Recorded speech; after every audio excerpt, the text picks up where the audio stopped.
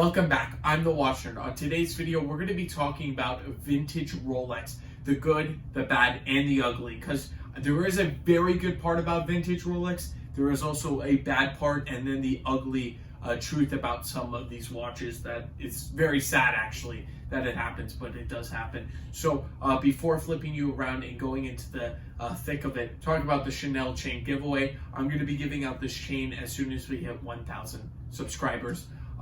Directions in the description below for you to get entered. Now, first turning ourselves around, I want to talk about the good part, but introducing these pieces, we have a 14 karat gold oyster. These are all Oyster Perpetual 34s, and I threw in a Datejust oyster quartz just because if you watched my previous videos recently, I fell in love with this watch, and I just like including it here because it is a vintage and unique piece on that watch there, just a cool quartz piece. And that's the beautiful thing about vintage. There's so many models, and I only have Oyster Perpetual here, but I have different Oyster Perpetuals to talk about.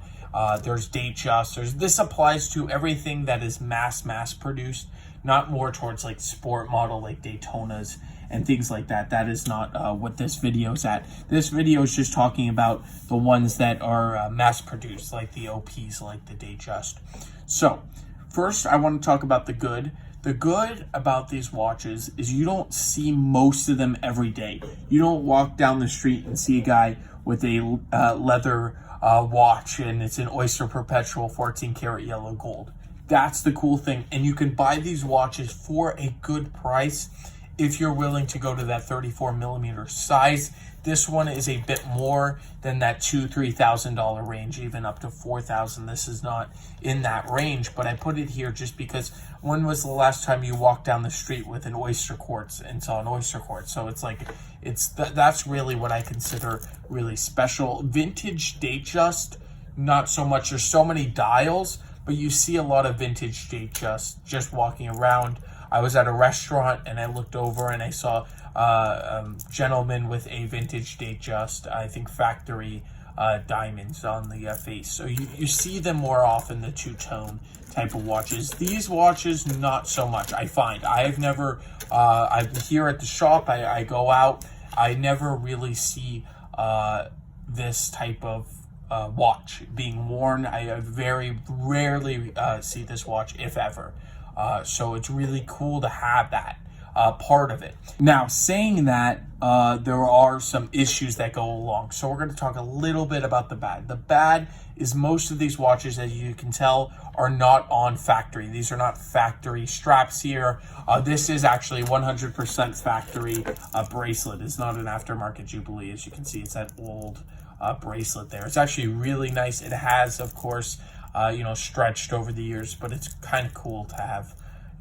Jubilee is something I'm a sucker for, and it's a really, I like that. It's kind of unique. Also about vintage, really quick, before I get really into the negatives, all three of these watches are not, very quickly, all three of these watches are not perpetual down here. That's oyster quartz. So actually all four of them are technically not perpetual. These are all hand wind. They're actually stopped right now. I'm going to show you very quickly. Winding out, it's a winding crown. We wind it all blued secondhand, something special on vintage. You don't see that every day walking around too. So all these watches are factory faces. White is a beautiful, it has sunburst. This one's white face with just precision on the bottom. I believe this one was not chronometer certified, but it is a precision watch. And going out here to the second position is just time. No hacking. You're not getting on these watches. You're not getting a lot here, but it's cool. That's the great thing about these watches. They're cool. Around 32 hours power. That's what I've noticed around these. A little more, a little less on some of the movements, depending. It's thin, very thin pieces too. Walking around with a hand winding Rolex, you don't see that every day. You really don't. And it's special, and it's not for a crazy price. You can get hand wound chronographs. You can get like Daytona. That's like a Paul Newman, and you would be paying unbelievable price for it. But it's a hand wind watch. So I think the hand wind, it's just oyster on all of them. If you look, it's just an oyster case. That's what it is. And I find that pretty special on these pieces too, that there's no perpetual part, it's only handmade. Now for the real issue. So I talked about the bracelet. On a lot of them you'll find on leather. Also, no really box or papers. On most of them you will not find, especially papers. Box, it's hard to find, but there are. You can buy a factory a box in the time period. The box is something you can get later on and get one from the exact time period. Papers are not. Papers you have to have with the original watch. And a lot of these owners, they didn't think of something like that. So a lot of them didn't hold on to them. But there are some owners out there that still do. And of course, value comes with papers in these pieces. The ugly part. So the ugly part about vintage Rolex in general, this is not these watches. Actually, these watches are very good. They're all original. Everything on the head of these two and even the bracelet, everything on these are factory right there. But the ugly part is that a lot of these watches have some aftermarket parts in them, and that's sad. That happens with everything though. So that's not just a ugly thing on Rolex. Everything has aftermarket parts. There's even some high movements. I don't want to say Patek, but it happens in Patek. So some of the dials are repainted, some of the stuff. So it's a problem with all vintage watches. The ugly part is some of these watches have aftermarket parts in the movement. Some of them you don't know what happened with service history, how much polishing. That's really the ugly part about these. Polishing is something you could tell, but it's very easy for somebody to trick. Say they have an old OP, like one of these Oyster Perpetuals, and they say, oh, yeah, and it's all original. You buy it, you find out, the face is aftermarket, or even you could tell if the movement, or, even if you could tell some of the parts are aftermarket, a lot of things, it's hard to tell, and you really have to trust your seller. And that's what I've been preaching on my channel. Make sure you have I don't like buying online. I know eBay's getting better and a lot of people are buying on eBay, but I can't justify going out and spending, for me, this is my personal thing, $5-6 grand out online, not knowing the seller. It's better even if you buy online from a reputable dealer and you have some trust in them. I like buying physical location, especially then you can go back, you can tell them, hey, this happened. Hopefully they'll understand. If they're a good business, they will refund you, or something happens with the watch, or you didn't know something. So that's always a good thing. And make sure you have the service history on each piece too.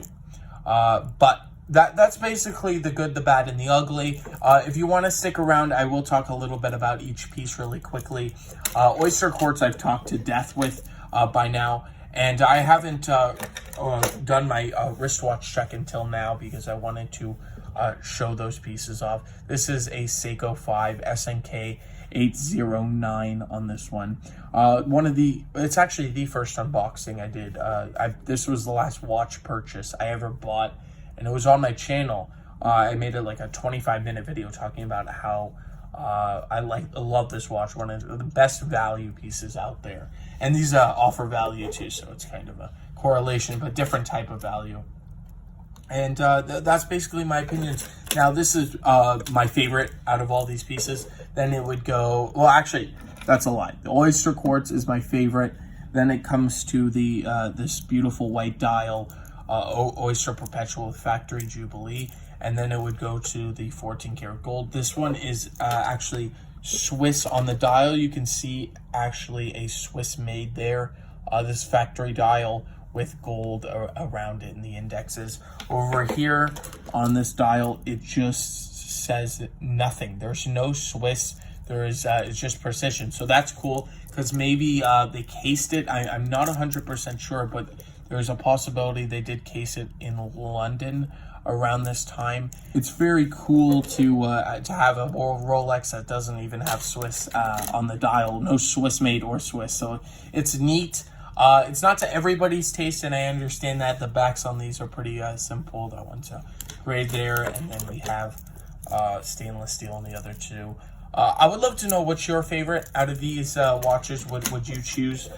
Jubilee, I know a lot of people would like, and I really do like that Jubilee. So I'm curious to find out, and I will definitely catch you in the next one. Have a fantastic day. I hope I informed you a little bit about vintage, what happens, just what out to look for, really.